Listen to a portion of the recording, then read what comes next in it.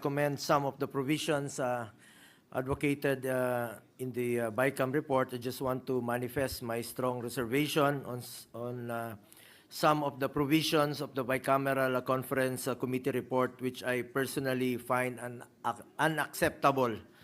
I did not also sign the BICAM report because details of the reconciled budget were not available earlier. This is also in line in support of the manifestation of Senator De La Rosa during the opening of the BICAM to give the members time to review prior to signing. Bakit po ako pipirma sa isang dokumento na hindi ko naman po alam ang detalye? First, I am saddened by the zero budget given to PhilHealth. As chairman of the Committee on Health, advocacy ko po ang health.